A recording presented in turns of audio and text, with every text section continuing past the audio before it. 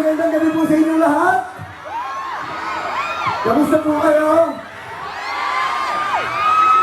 Sa aking mga kabaleng, magandang gabi po. Maraming salamat po muli sa lahat po ng mga tao dito sa Barangay Santa Cruz. Alam niyo po, ako yung isa rin po Kapampangan. Dahil ang nanay ko po, at taga San Fernando, Pampanga. Kaya po sa mother side ko po, lahat po kami doon mga Kapampangan.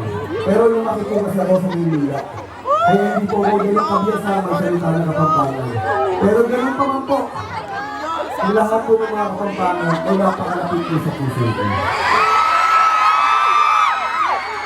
At syempre, isa sa pinagmamalaki ng lahat ng mga Kapampangan. Halos lahat ng mga Kapampangan ay magaganda at gwapo. Tama po ba? At hindi lang yun. Ang mga Kapampangan ay napakasarap magluto. Tama po ba? At ang sabi pa nila, na ang lahat ng mga Kapampangan ay napakasarap magmahal. Tama po ba? Alam nyo, mapalad ako dahil ang nanay ko naging Kapampangan. Siguro yun na naging dahilan kahit na paano nagkaroon ako ng itsura. Tama po ba? Nanonood po ba kayo ng FPJ ng Provinciano? Maraming salamat po sa inyong lahat. Kayo po ang dahilan kung bakit halos 4 na taon na po kami na nasa TV. Para po paligayahin kayo at nabigyan kayo ng inspirasyon sa lahat po ng mamanood.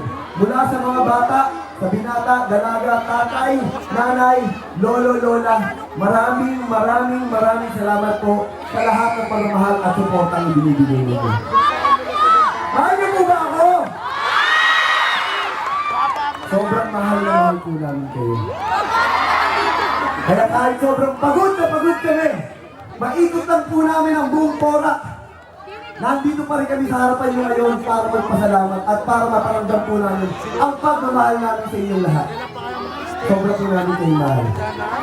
Ako man po, sinasabi ko at inaamin ko, kundi po dahil sa inyong lahat, wala po ako ngayon sa harapan ninyo. Utang na loob ko po kung nasan po ako ngayon.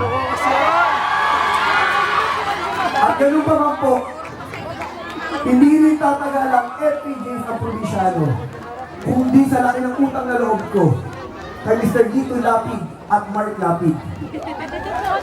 Isa po sila sa mga tumulong sa akin para lalong mapaganda ang FPJs ng Provinciano na gabi-gabi po yung pinanonood. Gabi-gabi po ang nagtutulong